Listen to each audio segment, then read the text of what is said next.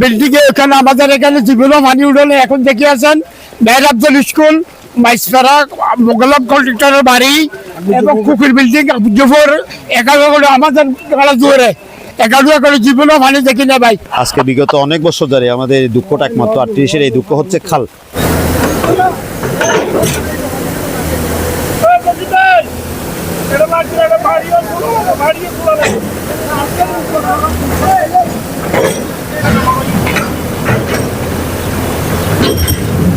এলাকার প্রত্যেকটি জায়গা আপনিগুলো চিনেন, যে কোন জায়গাগুলো জায়গায় জলজট সৃষ্টি হচ্ছে এবং কেন এটা হচ্ছে একটু বলবেন। আজকে আমি ধন্যবাদ আপনাকে, আপনি এত কষ্টের মাঝে আমাদের মাঝে এসে আমাদের যে খবর নিচ্ছেন এটার জন্য ধন্যবাদ।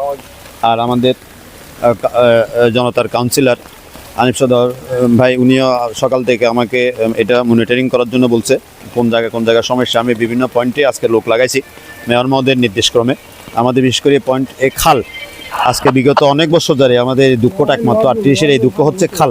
এই খালটা আপনার এই মাইসপাড়া হয়ে বেগম স্কুল হয়ে সিমেন হোস্টেল পর্যন্ত খালটা যদি পরিষ্কার হয় 38-এর জলবদ্ধতা আপনার 10% আমার মনে হয় থাকবে না। তা আমার দৃষ্টি আকর্ষণ করছি উপরে যাতে এটা দ্রুত একটা ব্যবস্থা হয়, তাহলে 38-এর জনগণ অন্তত এটা সুস্থিতে চলাফেরা এবং ব্যবসা বাণিজ্য কাজকর্ম সবকিছু চালিয়ে যেতে পারবে।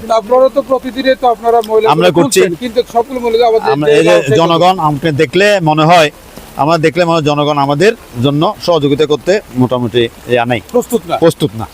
এটা আমার অনেক দুঃখ। আমার মেয়র মধ্যে আপনি দেখবেন, মেয়র মধ্যে বিভিন্ন জায়গায় খাল পরিষ্কার করছে, নিউজ আসতেছে, আপনারা দেখতেছেন, কিন্তু 15 দিন পর আপনি দেখবেন পুনরায় একই চিত্রে।